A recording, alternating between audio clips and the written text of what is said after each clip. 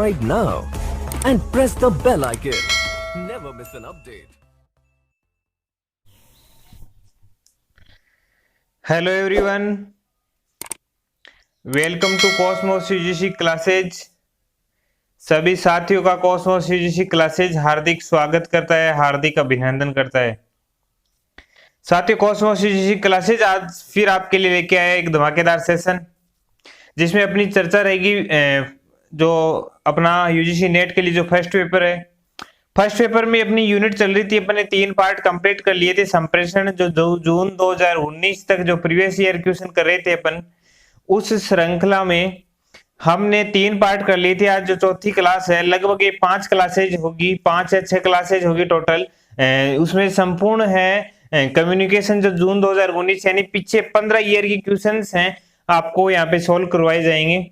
तो अपना आज है पार्ट नंबर 4, यहाँ पे अपन स्टार्ट करेंगे। तो साथियों, प्रत्येक सोमवार को अपनी जो क्लास होती है वो होती है प्रीवियस ईयर क्वेश्चन जो पेपर फर्स्ट को लेके। बाकी डेज में अपनी ज्योग्राफी की क्लास होती है। तो है आपके लिए है दोनों क्लासेज है रेगुलर बेसिस पे रहेगी, मतलब कि कंप्लीट करवाई जाएगी आपको। ये काफी सारे स्टूडेंट्स ये बोल रहे थे कि सर ये कंप्लीट होगी कि नहीं होगी।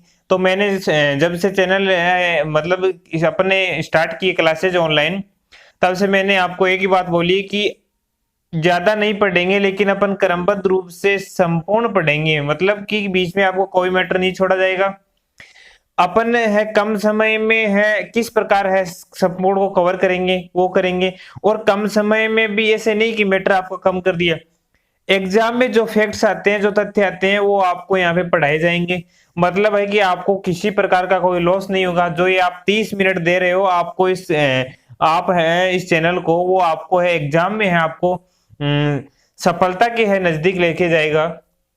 क्योंकि इन 30 मिनट में मुझे पता है कि आपकी एक एक मिनट कितनी इंपॉर्टेंट है। अदर्स आप अगर कहीं पे क्लासेज वगैरह लेते हो अन्य की चैनल्स पे, क्योंकि है यूट्यूब में संपूर्ण है यूट्यूब में चैनल्स पर है क्लासेज अवेलेबल रहती है, लेकिन इतनी सीक्वेंस से क्रमबद्ध रूप से मैंने कहा था कि ये प्रीवियस ईयर की क्वेश्चन आपको खिचड़ी में मिलेंगे वहां पे, कि बीच में शिक्षण अधिक्षमता का, बीच में टीचिंग कम्युनिकेशन का, हायर एजुकेशन का, डीआई बीच में डाल रखी, ऐसे मिलेंगे। लेकिन मैंने आपको यहाँ पे शुद्ध कम्युनिकेशन के 15 ईयर की क्वेश्चन है जो करवाने का वादा किया था, उसकी अपनी चौथी श्रृंखला आज, और चौथी श्रृंखला की अपन शुरुआत करते हैं। तो साथियों है वीडियो को अंत तक देखिए, क्योंकि इसमें बहुत ज्यादा है मतलब कि आपको प्रॉफिट है, प्रॉफिट भी है कि एग्जाम में हुबहू क्वेश्चन ऐसे आपको देखने को मिल सकते हैं। एक आपको आइडिया हो जाएगा कि एग्जामिनर की पसंदीदा जगह कौन सी और कहां से क्वेश्चन है पुट अप होता है। तो चलो साथियों, आज के इस सेशन की शुरुआत बिना समय गवाए है करते हैं। जो आज का सेशन रहेगा इसकी टेलीफोन निम्नलिखित में से किसका एक उदाहरण है? कि जो टेलीफोन है अपना, टेलीफोन कौन सा जो पहले वायर वाला आता था, वो टेलीफोन किसका उदाहरण है? रेखीय संचार का, अरेखीय संचार का, वर्तुल का, या यंत्रीकृत का? किसका एक है उदाहरण जो है माना गया है टेलीफोन? तो है एक है रेखीय संचार का, क्योंकि उसमें क्या होता है, उसमें होता है कि एक रेखा के माध्यम से है, उसमें जो संचार की क्रिया होती है एक रेखा के माध्यम से जो है होती है प्रोसेस। फिर जो है सुनने वाला फिर वापस अपनी बात कहता, तो वो भी एक रेखा के माध्यम से चलती है। तो उसको क्या कहा गया? एक रेखीय जो है संचार कहा गया है। इसकी व्याख्या अपन देखते हैं कि है इसकी व्याख्या किस आधार पर है, यह कि इसके बारे में बोले तो संपूर्ण चर्चा अपन करते हैं। यह एक दूसरे से संचार का एक रेखीय मॉडल है, कि ये वन वे मॉडल है। इसमें एक प्रेषक होता है, एक चैनल होता है, चैनल माध्यम बोल सकते हैं कि एक माध्यम होता है, या ध्वनि की उपस्थिति में संदेश भेजता है। मतलब प्रेषक है, चैनल की उपस्थिति में है ना, जो चैनल है, चैनल द्वारा है ध्वनि की उपस्थिति में संदेश भेजता है इसके माध्यम से। मतलब कि ये है सर्वे माध्यम है टेलीविजन। सर्वे कैसे? क्योंकि इस पे अपन सुन सकते हैं, देख नहीं सकते, जबकि अपन का जो वर्तमान में जो वीडियो कॉल्स हैं वो है दृश्य और सर्वे दोनों है। उसमें देख भी सकते हैं, अगला 7 समुद्र पार हो, कहीं भी बैठा हो, उसको अपन 2 सेकंड में है उसके सामने प्रत्यक्ष रूप से उपस्थित हो सकते हैं, वॉइस के माध्यम से, दृश्य के माध्यम से। तो ये है कि ये एक वन वे माध्यम है, इसके एक संप्रेषक होता है और चैनल होता है और ध्वनि की उपस्थिति में जो संदेश भेजता है। अब इसमें ये एक डायग्राम दे रखा है, स्रोत प्राप्तकर्ता स्रोत प्राप्तकर्ता। तो इसमें क्या है कि किसी स्रोत के माध्यम से मैंने संदेश भेजा, स्रोत के माध्यम से संदेश भेजा, किसके पास? आपके पास में भेजा, ठीक है। अब आपके पास में संदेश पूछा, आप क्या करोगे? एक स्रोत, कोई सोर्स लोगे, उसके माध्यम से अपना फीडबैक वापस मुझे दोगे। तो ये है वो कड़ी है कि मेरे पास में सोर्स है, स्रोत है, स्रोत के माध्यम से आप तक कोई मैसेज भेजना मुझे। चलो कॉल के माध्यम से मैं आपको मैसेज भेज रहा हूँ कि हाँ आपकी क्लास है बढ़ा दी गई है या आपको और ज्यादा क्लासेज यहाँ पे प्रोवाइड करवाई जाएगी। फिर आप क्या मैं बोलूंगा कि कोई फीडबैक दे, तो आप है वापिस किसी स्रोत के माध्यम से आप मुझे कॉल करोगे कि सर है हमें तो संपूर्ण प्रीवियस ईयर के क्वेश्चन आप करवाओ यहाँ पे अपने है ऑनलाइन क्लास में संपूर्ण करवाओ, क्योंकि हम कहीं और जाना नहीं चाहते, भटकना नहीं चाहते, भ्रमित नहीं होना चाहते। आप अच्छे करवाते हो, आप हमें संपूर्ण ये जो है पढ़ाओ। तो ये है एक कड़ी हो गई, इसके माध्यम से उसको एक वन वे जो है माध्यम कहा गया है। चर्चा करते हैं नेक्स्ट क्वेश्चन की। ग्रेप वाइन संचार के साधन होते हैं। ग्रेप वाइन को क्या बोलते हैं? अंगूरलता। अंगूरलता कैसी होती है? ऐसे ऐसे अंगूर है, वो एक है झुमके के जो है लगे हुए होते हैं ऐसे।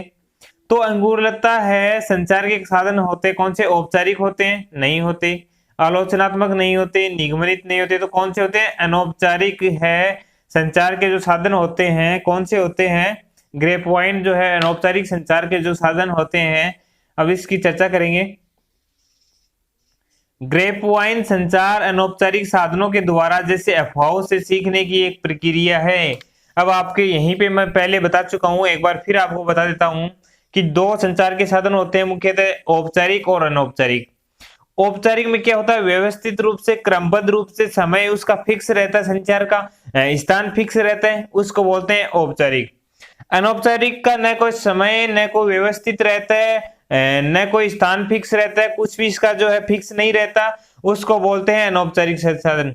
तो अफवाहों से सीखने की कोई अफवाह है चल रही है कि मैं कहीं से गुजरा हूं या आप कहीं से गुजर रहे हो, दो व्यक्ति चर्चा करें कि हाँ ऐसा हो रहा है, लॉकडाउन में क्या है कि काफी सारी समस्याएं ऐसे हो रही है, या इतने मरीज है कोरोना के, इतने मरीज जो है इनका प्रसार हो रहा है, इंडिया नंबर 1 पे आ गया है, चाहे वो नंबर 3 पे रहो, लेकिन है दो व्यक्ति बात करें कि नंबर 1 पे आ गया।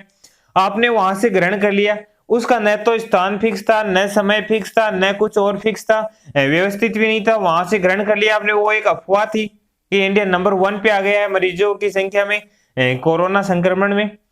तो वो है अफवाहों से सीखने की जो प्रक्रिया होती है वो ही अनौपचारिक साधन है। इसके अंतर्गत सूचना का संप्रेषण व्यक्ति व्यक्ति के द्वारा शब्दों द्वारा किया जाता है, मतलब मुंह से प्रत्यक्ष रूप से। अब दो है व्यक्ति हैं आपस में बातचीत कर रहे थे, मौखिक रूप से कर रहे थे ना, तो आप वहां से, आप तो गुजरे, वहां से गुजरे, आपको सुनाई दिया कि हाँ ऐसा ऐसा ऐसा हो रहा है, तो वो क्या शब्दों के माध्यम से, उनके मुंह के माध्यम से आपने वो ग्रहण कर लिया है वो चीज जो कि एक अफवाह थी, तो उसे ही अनौपचारिक जो है साधन कहते हैं।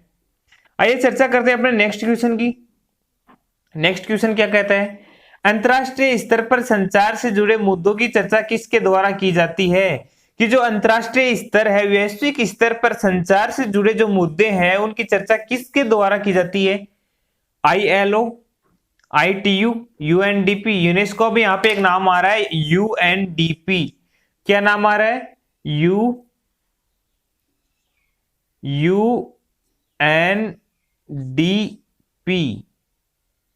क्या अर्थ होता है यूएनडीपी का? अगर आपने है मानव और पर्यावरण जो है अपनी 9वीं यूनिट पढ़ी है, वो पढ़ी है आपने, तो आपको पता है यूएनडीपी क्या होता है। इसकी फुल फॉर्म होती है यूनाइटेड नेशंस डेवलपमेंट प्रोग्राम, संयुक्त राष्ट्र विकास कार्यक्रम है। इसकी जो फुल फॉर्म होती है जो है पृथ्वी के विकास या प्रकृति के विकास से जो संबंधित होती है।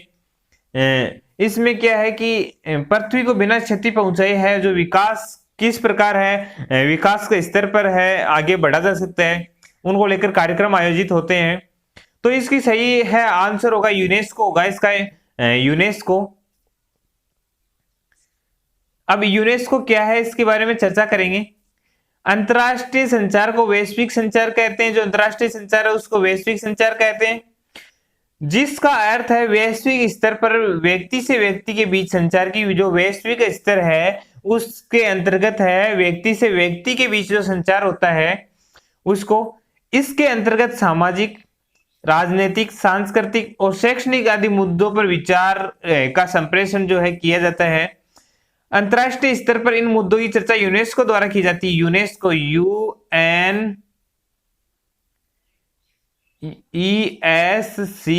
UNESCO, यूनेस्को द्वारा जो है इसकी की जाती है। आइए चर्चा करते हैं अपना नेक्स्ट क्वेश्चन। टीवी श्रोताओं द्वारा प्रयुक्त रेफरेंशियल फ्रेमिंग संचार माध्यमों को किससे जोड़ता है? कि टीवी श्रोता है, श्रोतागण है, उसके द्वारा प्रयुक्त होता है रेफरेंशियल फ्रेमिंग, वो संचार माध्यमों को किससे जोड़ता है? यथार्थता से जोड़ता है, जो यथार्थ वास्तविकता से जोड़ता है, यथार्थ मिथ्य झूठ से जोड़ता है, नकारात्मकता से जोड़ता है, निष्कर्षता से जोड़ता है, किससे जोड़ता है? तो इसका सही आंसर होगा यथार्थता से, वास्तविकता से जो रेफरेंशियल फ्रेमिंग जोड़ता है। अब क्या है इसके बारे में अपन चर्चा करेंगे। रेफरेंस फ्रेमिंग एक विशेष दृष्टिकोण है जिसमें अवलोकनकर्ता यानी कि जो है श्रोतागण है गति चाल का अन्वेषण अवलोकन करता है। यह दो प्रकार का होता है, स्थिति फ्रेम, फिक्स्ड फ्रेम, और गतिमान या मूविंग फ्रेम दो प्रकार का होता है।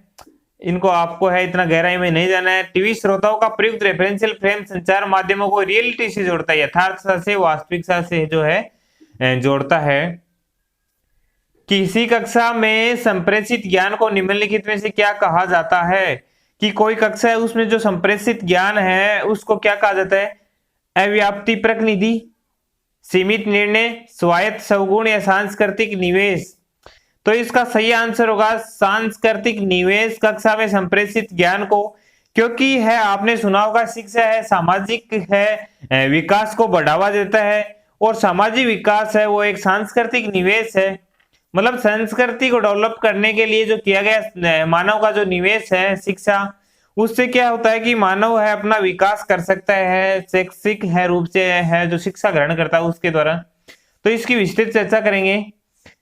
सांस्कृतिक निवेश से आज से है वह अनिवेशिक सामाजिक संपत्ति, ये जो है इस पे ध्यान नहीं देना आपको। ये जो है इधर जो सी ऑप्शन दिखा रखा है रॉन्ग है, इसमें सांस्कृतिक निवेश सही होगा। सांस्कृतिक निवेश से आज से वह है अनिवेशित सामाजिक संपत्ति जो आर्थिक संसाधनों से परे सामाजिक गतिशीलता को क्या देती है? बढ़ावा देती है। जैसे शिक्षा, भाषण देने की कला, पोशाक और भौतिक दर्शन है एक सामाजिक गतिशीलता को बढ़ावा देते हैं, और ये सांस्कृतिक निवेश के जो है अंतर्गत है आते हैं। चर्चा करते हैं अपने नेक्स्ट क्वेश्चन की। कक्षा संचार को सामान्यतः क्या माना जाता है? जो कक्षा संचार है उसको क्या माना जाता है? प्रभावशील, भावात्मक, अचयनित या संज्ञानात्मक। तो इसका सही आंसर होगा संज्ञानात्मक, सी ऑप्शन। कक्षा संचार को सामान्यतः संज्ञानात्मक माना जाता है। क्यों माना जाता है उसकी चर्चा करेंगे। संज्ञानात्मक संचार से आज से किसी व्यक्ति की स्थान, समय, परिस्थिति के संदर्भ में जागरूकता से है। कि जो संज्ञानात्मक संचार है वो किसी व्यक्ति की स्थान, समय और परिस्थिति के संदर्भ में जो है जागरूकता से जो है संचार माध्यम का अपनी कार्य सिद्धि के लिए उपयोग करने वाले प्रयोक्ता को क्या कहते हैं? कि जो संचार है माध्यम अपनी कार्य सिद्धि के लिए उपयोग करने वाले प्रयोक्ता को क्या कहते हैं? निष्क्रिय श्रोता, सक्रिय श्रोता, सकारात्मक श्रोता और नकारात्मक श्रोता। कि संचार जो माध्यम अपनी कार्य सिद्धि के लिए है जो उपयोग करने वाले प्रयोक्ता को क्या कहते हैं? इसका सही आंसर होगा सक्रिय जो श्रोता है वो। अब क्यों होगा इसके बारे में चर्चा करेंगे। संप्रेषक का संदेश प्राप्त करने वाला प्रारंभ या श्रोता है वह संचार प्रक्रिया में अंतिम छोर है, और वह सक्रिय रहता है अगर तो वो फीडबैक देगा, फीडबैक क्या प्रतिपुष्टि देगा उसकी, तो वो एक प्रभावशाली संचार के अंतर्गत, कार्यशील संचार के अंतर्गत जो है आता है। चर्चा करेंगे अपने नेक्स्ट क्वेश्चन की। अपना नेक्स्ट क्वेश्चन क्या कहता है? कक्षा संचार का वर्णन निम्नलिखित में से किसके द्वारा किया जा सकता है? जो कक्षा संचार है उसका वर्णन निम्नलिखित में से किसके द्वारा किया जा सकता है? गवेषणा, संस्थानीकरण, असंख्यित आख्यान या व्याख्यान। तो कक्षा संचार का वर्णन केवल व्याख्यान विधि करती है। व्याख्यान विधि होती है इसमें कक्षा संचार में संचार की व्याख्यान विधि, जिसमें शिक्षक है अपने व्याख्यान से है सामने स्टूडेंट बैठे रहते हैं और व्याख्यान से उसको प्रेरित करता है। तो क्या है ये विधि? व्याख्यान शिक्षा की सबसे प्राचीन विधि है, मतलब कि सबसे प्राचीन विधि है व्याख्यान। यह एक लचीली शिक्षण व्यू है कि एक लचीलापन है इस टीचिंग स्ट्रेटजी में, जिसे अध्यापक अपनी आवश्यकता अनुसार छोटा या लंबा कर सकता है। तो आपको एक छोटी सी है जो बात बताता हूं कि आपने जब है स्कूली शिक्षा में अध्यापन कार्य किया है, उस समय क्या होता था कि अगर है टीचर को उस दिन अगर आपको है एक क्लास में ज्यादा मैटर कवर करवाना होता था तो वो उसको करवा देता था, या एक दिन में उसको मैटर है बहुत कम पढ़ाना होता था तो वो है अपना टाइम टेबल इस अनुसार सेट कर लेता माइंड में कि उसका जो है टॉपिक है वो फिनिश होने से पहले ही क्लास है कि बेल बज जाती। तो टीचर में एक कला होती है, एक शिक्षण की एक कला होती है कि वो समय को है आवश्यकता अनुसार छोटा कर सकता है, बड़ा कर सकता है। तो एक है व्याख्यान विधि है जो है प्राचीन विधि है और एक जो है लचीली विधि मानी गई है। आइए चर्चा करते हैं नेक्स्ट क्वेश्चन की। सैद्धांतिक कोड हमारे सामूहिक है को आकार प्रदान करते हैं। जो सैद्धांतिक कोड है हमारे सामूहिक को आकार प्रदान करते हैं। किसको? इसका सही आंसर होता है अवबोधन को। सामूहिक अवबोधन को आकार प्रदान करते हैं, अपने बोध ज्ञान को आकार प्रदान करते हैं। संप्रेषक में मिथकों में शक्ति होती है परंतु वे उन्हें संस्कृतिहीन होते हैं, गलत। महत्वहीन होते हैं, गलत। वरीयता नहीं दी जाती, गलत। यथातथ्य नहीं होते, झूठ में कभी वास्तविकता नहीं होती, यथातथ्य जो नहीं होती है। मिथक झूठ को बोला जाता है। तो संप्रेषण में अगर मिथक होंगे तो अनौपचारिक के अंतर्गत आ जाएगा, क्योंकि अफवाह अनौपचारिक के अंतर्गत आती है। भारत की प्रथम बहुभाषाई समाचार एजेंसी निम्नलिखित में से कौन है? कि प्रथम बहुभाषाई की बहुत सारी भाषा में समाचार एजेंसी कौन सी है? समाचार एपीआई, समाचार भारती, हिंदुस्तान समाचार। तो इसका जो सही आंसर है वो होगा हिंदुस्तान समाचार है। बहुत भाषाओं में अपनी प्रकाशन करता है न्यूज़पेपर का। हिंदुस्तान समाचार की स्थापना 1 दिसंबर 1948 को की गई थी। यह हिंदी, कन्नड़, गुजराती, ओडिशा, बंगाली, असमिया, पंजाबी, तमिल, तेलुगु, मलयालम व नेपाली भाषाओं में समाचार सेवा जो है प्रदान करती है। आइए चर्चा करते हैं नेक्स्ट क्वेश्चन की। संस्थागत संचार को इनमें से किसके समतुल्य भी माना जा सकता है? कि जो संस्थागत संचार होता है किसके समतुल्य होता है? अंतर्व्यक्तिक, अंतर्व्यक्तिक। अब दो शब्द आ रहे हैं, अंतर्व्यक्ति और अंतर्व्यक्ति। तो मैंने आपको पहले ये बताया था कि जो अंतर्व्यक्ति संचार होता है उसमें व्यक्ति है बैठा है अपना मनन चिंतन कर रहा है या किसी के व्यवहार का आकलन करता है तो अंतर्व्यक्ति संचार का प्रयोग करता है। यह मैंने एक बताया था कि प्राचीन काल में जो साधु महात्मा लोग होते थे वो है घोर तपस्या करते थे, तो वो एक अंतर्व्यक्तिक संचार का है जो है उदाहरण है। और अंतर्व्यक्तिक संचार क्या होता है? अंतर्व्यक्तिक संचार होता है कि दो व्यक्तियों के मध्य जो संचार होता है उसको अंतर्व्यक्तिक संचार जो है कहा जाता है। तो इसका सही आंसर समूह संचार होगा कि समूह संचार संस्थागत संचार के समतुल्य है। समूह संचार 2 या 2 से अधिक व्यक्तियों के मध्य सूचनाओं का संप्रेषण है। कि 2 या 2 से अधिक व्यक्तियों के मध्य सूचनाओं का जो संप्रेषण है, इसमें समूह की नेतृत्व करता, उनके बीच के संबंध, समय स्थान का प्रभाव संचार पर जो है पड़ता है। छाया चित्रों को करना आसान नहीं है। कि छाया चित्रों को क्या करना आसान नहीं है? प्रकाशन करना, संरक्षण, सुरक्षण, परिवर्तन और विसंकेतन। तो इसका सही आंसर विसंकेतन है कि छाया चित्र को संकेतन करना आसान जो है नहीं है। टेलीविजन को चालू करने पर जो कण दिखाई देते हैं उन्हें निम्नलिखित में से क्या कहा जाता है? अब कौन से कण? आपने देखा होगा पहले जो है ब्लैक एंड व्हाइट टीवी आते थे, या आज से 10 साल पहले जो टीवी वगैरह होते थे, बड़े बड़े वाले एंटीने वाले टीवी होते थे। डिश टीवी तो अभी वर्तमान में प्रचलन आया है 5-7 साल में, लेकिन पहले जो डिश टीवी ये एंटीना वाले टीवी होते थे उसमें जो है एक मधुमक्खी, जिसको बोलते थे कि मधुमक्खी आ गई भाई, इसमें एक है कणा देते थे धुंधले धुंधले, फिर है उसमें दृश्यता समाप्त हो जाती थी, आवाज उसमें सरसराहट सुनाई देती थी। तो उनको क्या कहते हैं? तो उनको कहते हैं स्नो कहते हैं, उनको स्नो कहते हैं। आइए इसके बारे में विस्तृत चर्चा करते हैं। स्नो क्या होता है? रेखीय वीडियो और टेलीविजन में सौर डॉट यानी कणों का एक अनियमित स्थिर पैटर्न है जो तब दिखाई देता है जब टीवी सेट के एंटीना या अन्य डिस्प्ले युक्तियों को कोई ट्रांसमिशन सिग्नल नहीं मिल पाता। कि जब ट्रांसमिशन सिग्नल आउट हो जाता है, सिग्नल चला जाता है, तब ये स्नो कण दिखाई देते हैं। ये अनियमित पैटर्न पिक्चर पर सुपर इम्पोज हो जाता है, यानी इस पिक्चर को ढक लेता, जो है कार्यक्रम चल रहा है उसको ढक लेता है, केवल यही दिखाई देता है, इसे स्नो कहा जाता है। यह एंटीना द्वारा अचानक से हासिल किए गए विद्युतीय प्रसारण विद्युत चुंबकीय शोर का परिणाम है। यह प्रभाव अधिकांशतः पुराने समय की रेखीय टीवी सेट से खाली वीएचपी टेप्स पर दिखाई देता है। आधुनिक टीवी सेट्स में स्नो के स्थान पर टीवी स्क्रीन अपने आप ही नीली स्क्रीन में बदल जाती है या फिर थोड़े स्टैंड बाय में चली जाती है।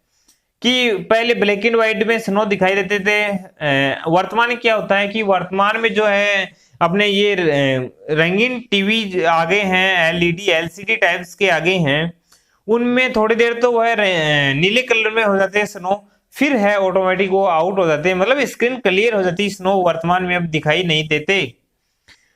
एक वर्तिक संचार में एनकोडर डिकोडर हो जाता है जब वहां क्या होता है, फीडबैक होता है। मैंने पहले बता दिया कि प्रतिपुष्टि होनी जरूरी है, प्रतिपुष्टि होगी तो रिसीवर है वापिस अपना मैसेज भेजेगा, तो उसमें है जो सेंडर था वो रिसीवर बन जाएगा वहां पे, तो एनकोडर डिकोडर हो जाता है जब फीडबैक मिलता है वहां पे।